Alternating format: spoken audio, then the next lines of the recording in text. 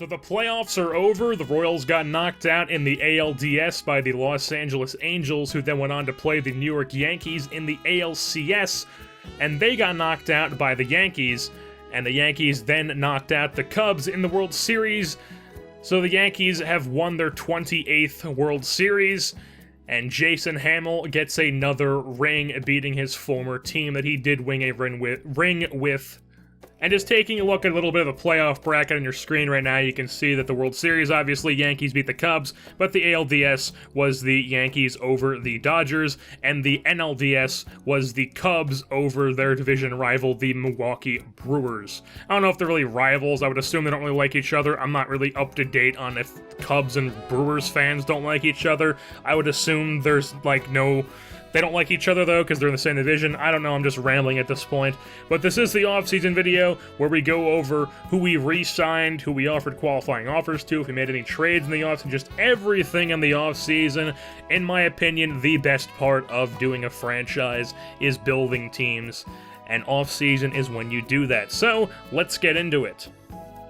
Taking a look at the retirements, we had two unexpected ones. Neither of these guys were really going to have roles on our teams, but they're still pretty unexpected. John Jay retired due to his ability. I thought he had a pretty good year. He definitely had a down second half. I was not going to bring him back to be our center fielder, but he probably would have got signed to be somebody else's center fielder or somebody else's fourth outfielder or something. But he decided to retire at age 34. So John Jay, he is retired, and then Paulo Orlando, he retired because he tore his MCL. Now, this is just one of those dumb MLB The Show retirement things where a guy retires due to injury. Like, there's one guy in the Rockies who's like 23 and is like a C potential prospect who retired because he dislocated his ankle. It's like, that's never going to happen in real life. And the guy's not going to tear his MCL and retire either. This is 2018, an MCL tear is not a career-ending injury. Get real, MLB The Show.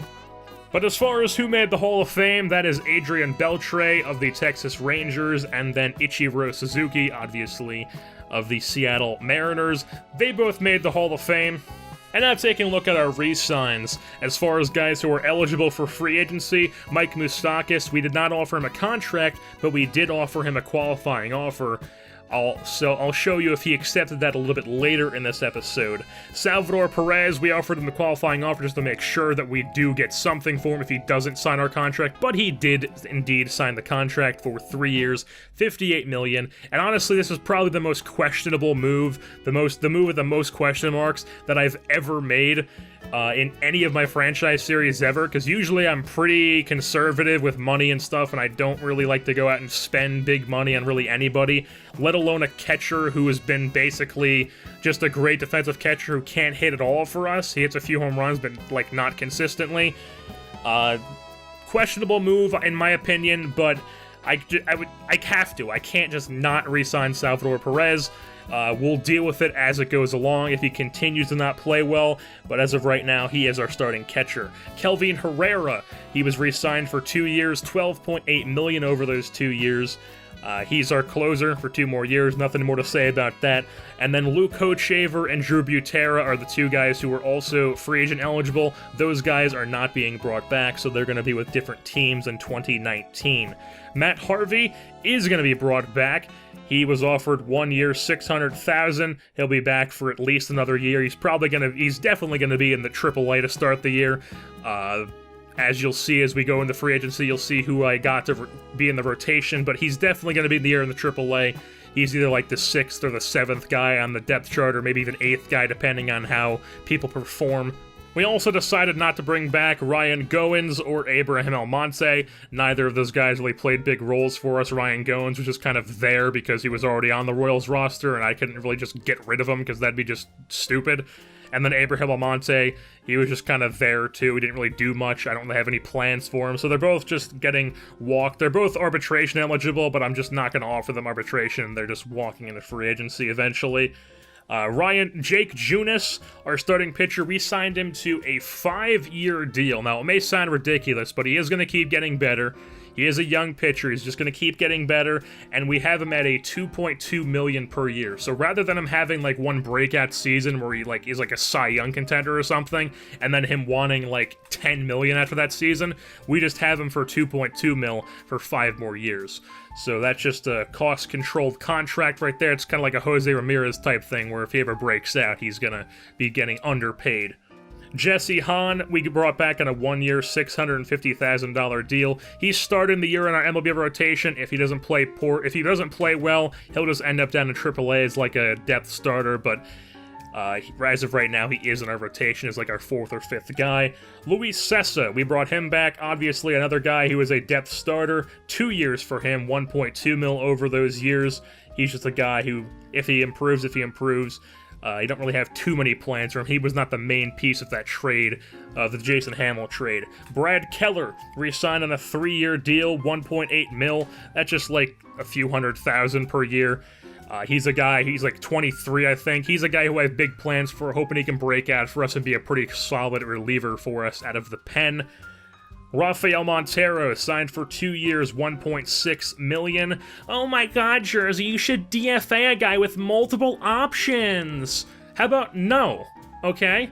So Rafael Montero brought back for 2 more years. If he pitches poorly, he pitches poorly. I'm not going to DFA a guy who has multiple options. I'm going to send him down if he doesn't play well. But he is starting the year in the opening day bullpen. So if you're one of those guys who just can't help but whine and bitch and whine about Rafael Montero, well, you're just going to have to deal with him. Jake Jewell, 3 years, $1.8 million, the same deal I gave to Brad Keller. They both have similar roles. I'm hoping they can both be like a Chad Green, Chris Davinsky type out of our pen for us. That is the future of bullpens. That is how bullpens work in 2018. You need multiple guys who can go multiple innings, because that's just how bullpens are. Starters don't go as long. You need more bullpen guys who can go longer. And I've seen people say that, like, maybe Jake Jewell can be a starter. No. His value is not as a starting pitcher. We have way more than enough starting pitching depth and starting pitching prospects right now after the trades we've made and the people we've signed and everything after you'll see at the offseason. We do not need Jake Jewell to possibly be a starting pitcher. Tommy Joseph, we signed him, I believe, in like May of Season 1. He was just sitting in the free agency. He pretty much was only up for like a week when Jorge Soler got hurt in Season 1, and he was raking in AAA last year. It's just there's no room for him, and then he's going to be in AAA for us again, but once again, you'll see as I get farther along this episode, I'll bring him back up, but he is brought back for 1 year. Whit Merrifield, who had a much better second half than first half, also brought back for another year. $1 million for him. He is going to be 30 this year, or is he 29 and then 30 next year? I think he's 30 this year, but he is getting up there in years. He was a very old rookie. I'm not sure how long we're going to keep him around, because we do have some prospects coming up the pipeline at the middle infield position, so I'm not sure how long Whit Merrifield will be the starting second baseman or will be around in the Royals uni, but we are going to keep him for as long as we need him, and as long as if he plays so well that he makes it impossible to get rid of him, then I'm just going to keep re-signing him, but I'm never really going to commit to Whit Merrifield being our starting second baseman for more than a year. Like, I'm not going to go sign him to like a 4-year contract or something like that. And then also, I've gotten multiple comments telling me, don't give up on Alberto Mondesi. You look at those attributes and you tell me you want that to be your starting second baseman of the future. Yeah, you don't either? Okay, now let's stop at those comments. Hunter Dozier, 3 years, $1.8 million, still a big part of our future. 3 years, that's just a couple years through arbitration where he's going to have the same salary.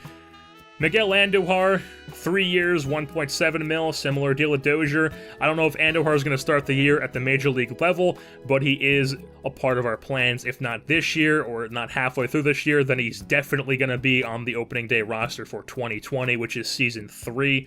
Ramon Torres, 2 years, $1.6 mil. He was re-signed as well. Tyler Collins was pretty impressive as a 4th outfielder when I called him up for like the last 2 months of the season.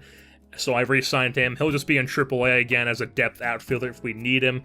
Terrence Gore, guy who I didn't really do anything with. He's not rated very well. He's the Ned Yostian of Ned Yostian players. He is just the Ned Yostiest of Ned Yostiest. He's fast, he can bunt, he can't do anything else. And I'm sure there's some Royals fan out there who has some, like, emotional connection to Terrence Gore. I don't give a shit. He's gone. Goodbye, Terrence Gore. Billy Burns, re-signed 1 year, $600,000, another depth guy.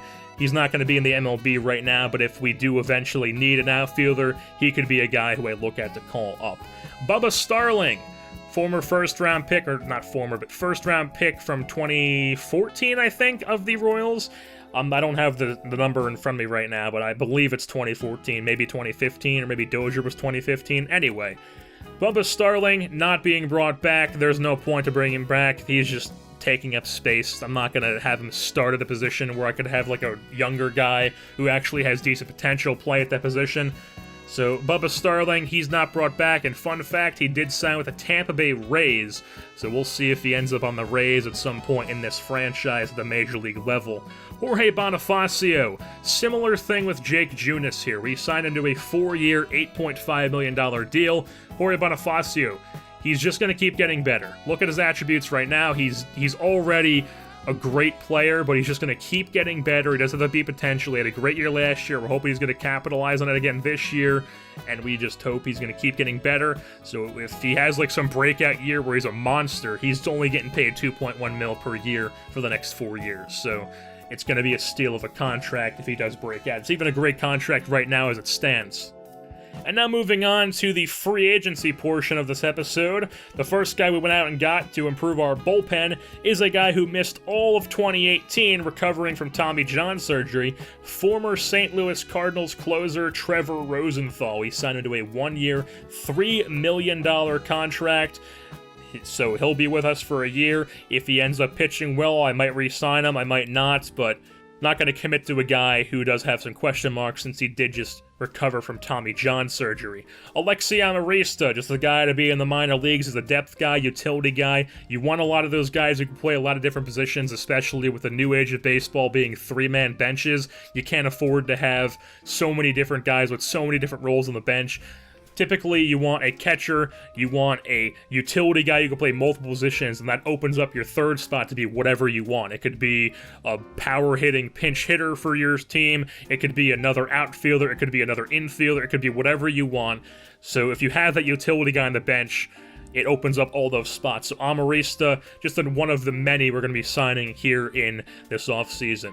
And then, looking for a stopgap center fielder to bridge the gap for Khalil Lee heading into 2020, we were looking at Brett Gardner, maybe, possibly be our starting center fielder, but I opted not to sign with Gardner and instead go with Craig Gentry, who we signed to a 1-year, $4.2 million deal. He is a great contact bat. He is insanely fast. He's not like the greatest fielder, but he's definitely got good fielding attributes, and his speed makes him look like he's an elite fielder. And he had a great year in 2018 with the Baltimore Orioles. He was there pretty much, he was an everyday player for them, and he had a 388 OBP. That was the main thing I was looking at for, because we need a guy to hit at the top of our order, and now we've got it. So Craig Gentry, the guy had an 822 OPS, mainly because he hit 30 doubles with the Orioles.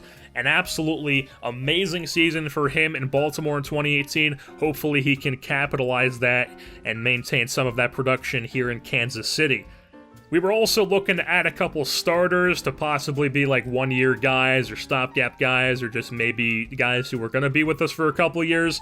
And one guy I was looking at because I did want a left-handed pitcher was Drew Pomeranz or Duotang Clan. That guy, I decided not to go with him because I thought he was too expensive for my taste, and instead we went with another prove-it guy who really hasn't been healthy since 2015, and that is Tyson Ross. A 1-year, $4.7 million deal. And like I said, he hasn't been healthy since 2015, but when he was healthy with San Diego from 2013 to 2015, those 3 years, he was a great pitcher, one of the best starters in baseball, and we're hoping we can channel some of that energy, some of that skill back with the Royals here in 2019.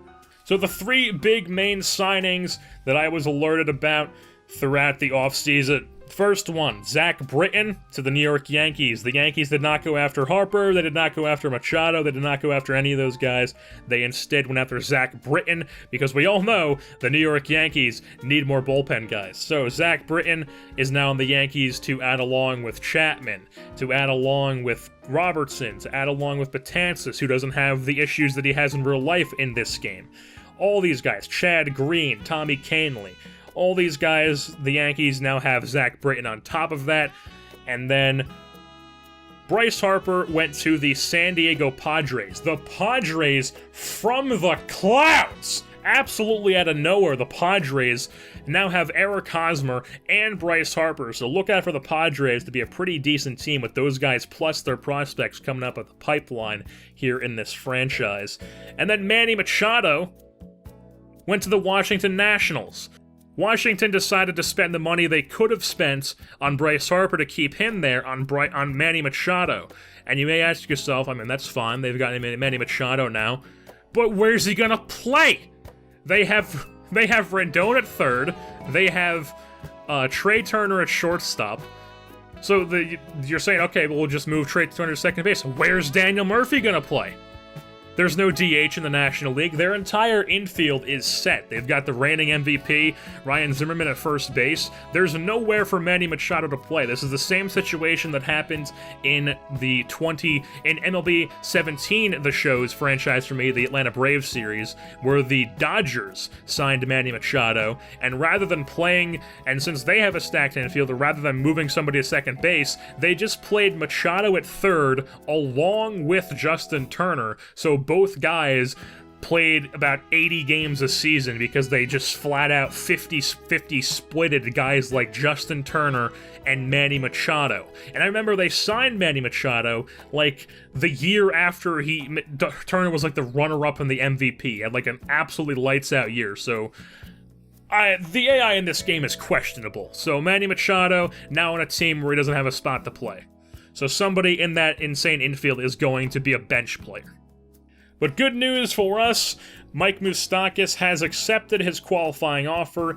I guess he fielded offers throughout the free agency, decided that he wanted to stay in Kansas City for another year, and now this is definitely going to be Mike Moustakas' final year in Kansas City. So this whole year is the farewell tour, and let me just say right now, if this team is not good at the trade deadline, Mike Moustakas, gone. Big-time prospects, I'm trying to get that for Mike Moustakas. So if this team is not in a playoff spot like it was this year, in 2018, at the deadline, Mike Moustakas is gone. I am having no second thoughts about that. He is just 1,000% being traded at the deadline if this team is not in a playoff spot.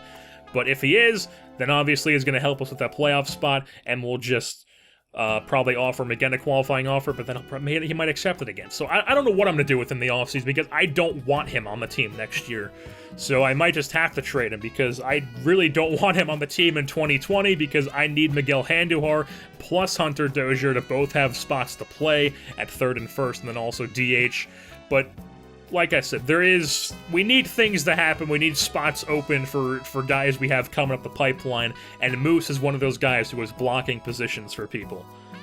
And now also sad news, a guy who was in one episode in Season 1, Clay Buchholz. We removed him from the 40-man roster, and he was claimed by the Miami Marlins, so if you're some weirdo who's some huge Clay Buchholz fan in the year 2018, well, he's now a Miami Marlin, no longer on this team.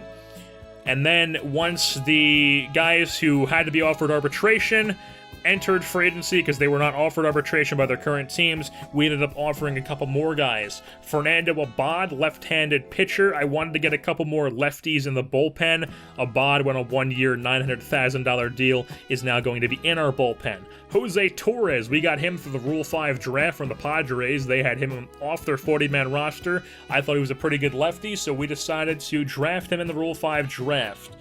As far as a backup catcher, because we did lose Drew Butera, and right now our third catcher is Audrey Perez, who we did get from the Orioles in the Ian Kennedy trade, but I wasn't really too confident having him be the number 2 right now. He needs to prove himself a bit more for me. We can know he hit, he just can't really defend at all. He's just not a good defensive catcher at all. So if we do need him there, he could be there, he could be serviceable, but as of right now, I don't want him to be the number 2, the backup as a defensive guy. So we signed Sandy Leon, who can do a little bit of hitting and also a little bit of fielding. The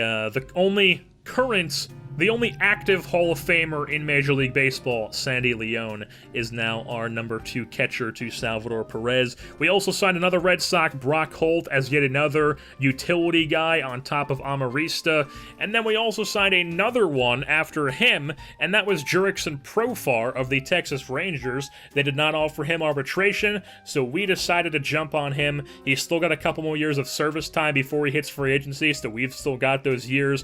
1 year, $600,000 for this year in 2019. Like I said, he's a utility guy. He had a 759 OPS with Texas in 2018, so he had a pretty good year as like a utility guy. He played like 60 games for them.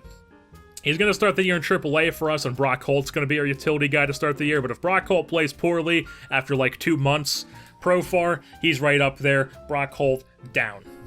And then I also wanted to go out and get a 4th outfielder who I was okay with having sit on the bench, a guy who I wasn't really going to expect to be like a starter for us at any point, but a guy who I would be willing to have sit on the bench and to play whenever he needs to play, because I don't want to call up a guy like Khalil Lee, who may be the 4th best outfielder in our organization right now, but I don't want him to be a 4th outfielder when he could just be playing every day down the minors, just getting better and better, rather than just rotting on the bench in the major leagues. So Travis Jankowski, we signed him to a 2-year, $4 million deal. That's $2 million per year. So this year and next year, he's probably going to be our 4th outfielder, just a guy who's down there, sitting on the bench, doing things, playing when he needs to.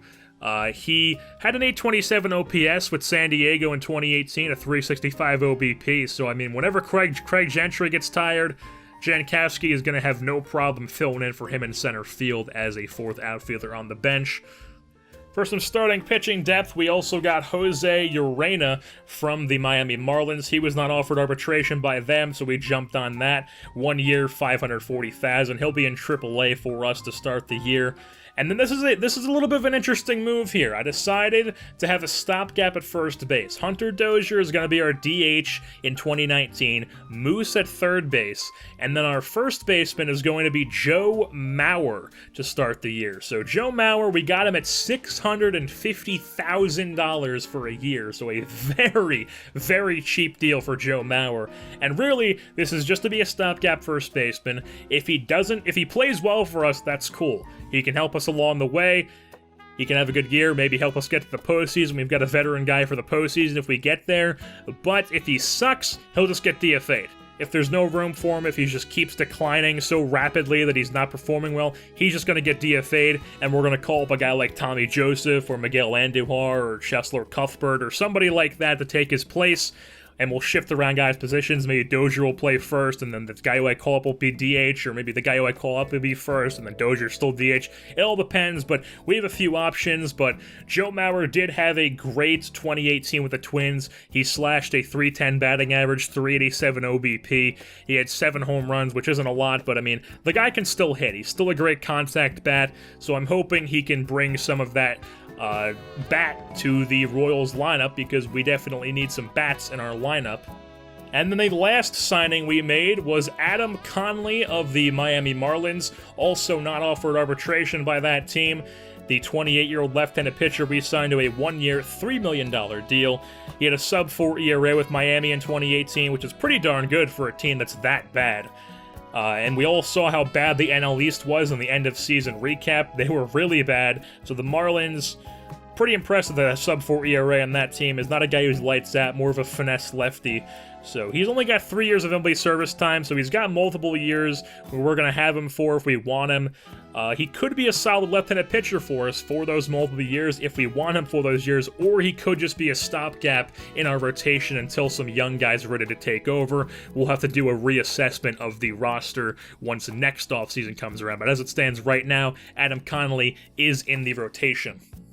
And now, let's take a look at the Alex Gordon trade that we made. I've been saying for I don't know how many monthly recaps now, how many comments I've replied to, I don't know how many times I've said this, but Alex Gordon, I've been saying, is 1000% getting traded, and here we go. Alex Gordon to the Texas Rangers. Obviously, Alex Gordon we know is a Gold Glove caliber outfielder, but he's just blocking spots for us for Bonifacio and Soler to be the corner outfielders and then open up a DH spot for somebody, since it was Bonifacio and Soler switching between DH and right field last year. But now Gordon is on the Texas Rangers. They had, I forget who they had. I think it was like still Shin-Stu Chu playing a position or starting for them at one of the outfield spots, and he was like a 64 overall or something. So I was like, hey, just take this guy. You need an outfielder.